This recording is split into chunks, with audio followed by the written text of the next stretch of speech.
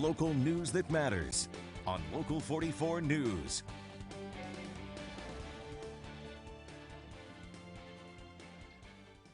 At this place in history, we're in Enosburg Falls with Steve Perkins, Executive Director of the Vermont Historical Society. And Steve, a physician and a nationally known patent medicine that he developed, are what bring us here this week. Yes, definitely, Mike. So Dr. B.J. Kendall of Enosburg came home and made this medicine, which brought a ton of wealth to this community at the end of the 19th and the earliest 20th century. So we're going to go talk to Tim Camisa, who owns the Kendall building right here, and we get to go inside. Yes, Dr. Kendall graduated from UVM Med School 1868, proceeded to come back to Enosburg and make something called the Spavin cure.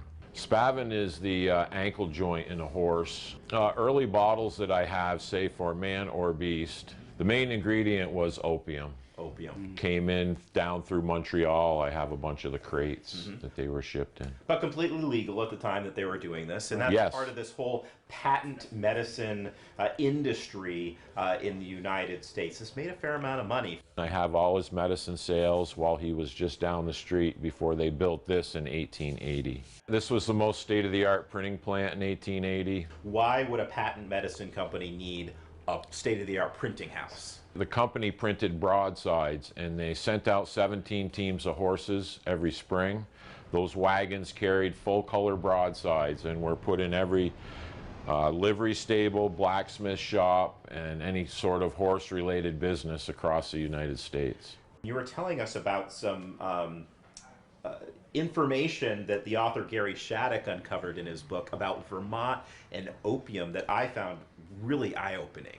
Yeah, Gary wrote a great book called Green Mountain Opium Eaters, and in 1890 in the state of Vermont we consumed 33 million doses of opium/heroin. It was sold on every street corner and almost in every store. No one is immune from addiction, including Dr. Kendall himself.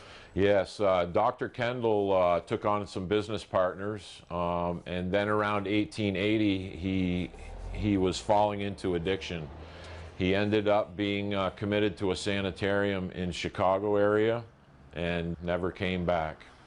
When did the Spavin cure business go out of business? We had the Food and Drug Act of 1906. Obviously, we knew we were having some problems. We have found shipping records as late as 1915, 1918. Now, Tim, you're working on a project here to build a museum and exhibits about this topic. Can you tell us a little bit about that? Yes, a few years ago we hired Newton Rose, who is a graduate of the UVM History Department. He's drafted us up basically a museum plan. You can send an email, timc@vermontorganics.com.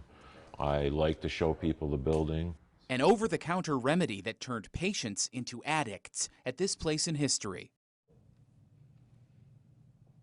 Mike, Steve, thank you. The Vermont Lake Monsoon